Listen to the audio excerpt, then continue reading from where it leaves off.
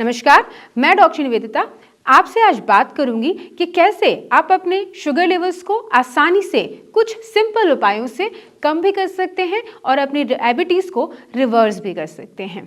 जी हाँ, सबसे इम्पॉर्टेंट है कि हम ये जान लें कि डायबिटीज़ आखिर होती क्यों है।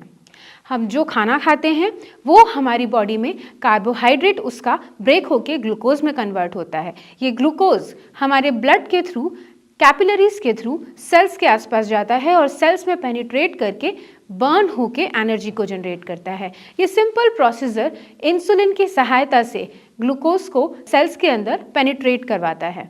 तो यहाँ पे अगर हम देख रहे हैं तो इंसुलिन का बहुत बड़ा रोल है ग्लूकोज को सेल्स के अंदर पेनिट्रेट करवाने के लिए, क्योंकि ये ग्लूकोज ही टूटकर एनर्जी में कन्वर्ट हो रहा है और आपकी डे टू डे एक्टिविटीज़ को करने के लिए आपको क्षमता प्रदान कर रहा है।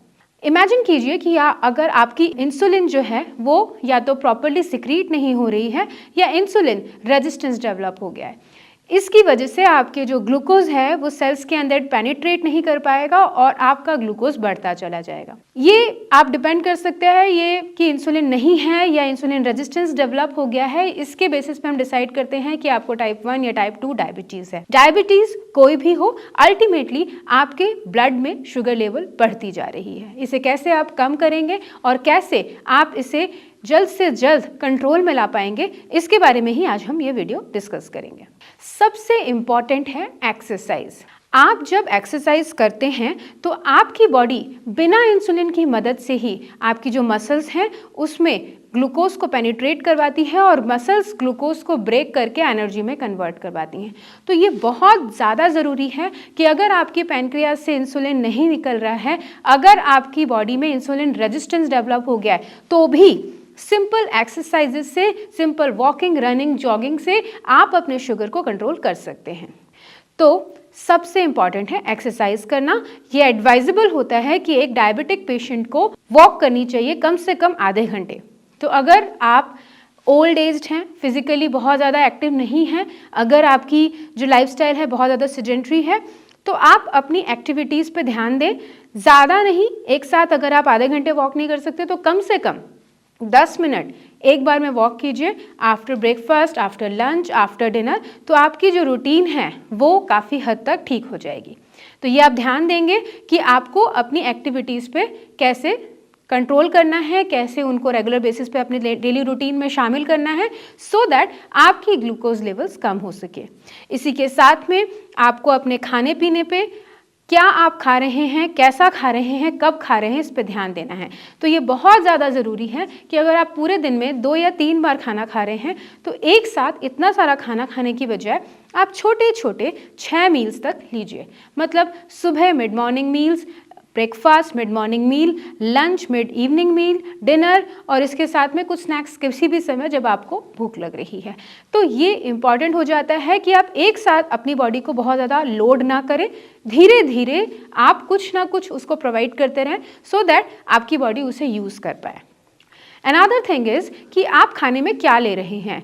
तो कार्बोहाइड्रेट जो आपके बॉडी में ग्लूकोज को बनाता है उसे आप कम अमाउंट में लें, एक बार में बहुत ज़्यादा ना लें और ऐसा लें जिसका ग्लाइसेमिक इंडेक्स कम हो। जैसे कि आप नॉर्मल राइस की जगह व्हीट चपातीज ले सकते हैं या व्हीट चपाती की जगह ओट्स ले सकते हैं या फिर आप किनुआ ट्राई कर सकते हैं। तो अपने जो ग्रेन्स हैं उसे चेंज कीजिए, आलू या कोई भी शकरकंद जैसी चीज़ों को कम लीजिए। इसके साथ में आप हरी सब्जियां ज़्यादा लीजिए क्योंकि ये फाइबर रिच हैं।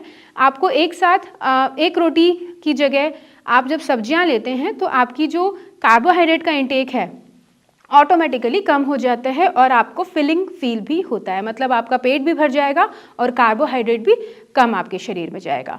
इसी के साथ में शुगर को कम लीजिए, मिल्क प्रोडक्ट्स को थोड़ा अवॉइड कीजिए या कम लीजिए।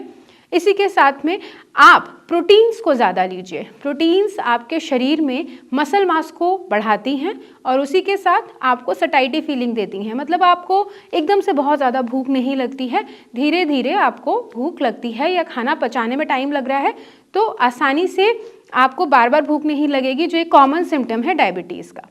तो प्रोटीन में आप अगर वेजिटेरियन हैं तो आप दालें ले सकते हैं, मिल्क प्रोडक्ट्स में पनीर ले सकते हैं, आप सोया, टोफू या कोई भी सीड्स, आलमंड, वॉलनट ये ट्राई कर सकते हैं। इसी के साथ में अगर आप नॉन वेजिटेरियन हैं तो आप नॉन वेज में फिश, चिकन, ये सब चीज़ें रोस्टेड, ग्रिल्ड या स्टीम फॉर्म में या फिर सॉटेड फॉर्म में ले सकते हैं। तो आपने देखा कि कैसे हम डाइट में थोड़ा सा चेंजेस करके, कैसे हम एक्सरसाइजेस करके अपने शुगर को कंट्रोल कर सकते हैं। लेकिन इससे भी ज़्यादा इम्पॉर्टेंट है अपना वेट चेक करना। कई बार अगर आपका वेट ज़्यादा है, मतलब कि आपकी हाइट के अकॉर्डिंगली आपका वेट बहुत ज़्यादा है, BMI अगर ज़्यादा है, तो आप देखेंगे कि अगर सिर्फ 3 से 5% आपने वेट लॉस किया तो आपका शुगर कंट्रोल ही नहीं, आप अपने डायबिटीज़ को रिवर्स भी कर पाएंगे।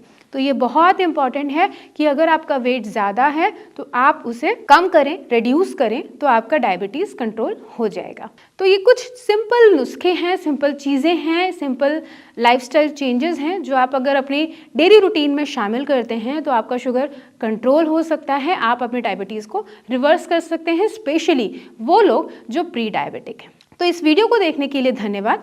अगर आपको डायबिटीज़ से रिलेटेड कोई भी क्वेरी या कोई क्वेश्चन आपके दिमाग में आ रहा है, हमें कमेंट सेक्शन में कमेंट करके पूछ सकते हैं, या फिर आप हमें इन दिए हुए नंबर्स पे कॉल करके भी जानकारी प्राप्त कर सकते हैं। मैं और मेरी टीम पूरी तरीके से कोशिश करेगी आपकी हेल्प करने की, आपकी क्वेरीज को रिजॉल्व करने की। धन्यवाद।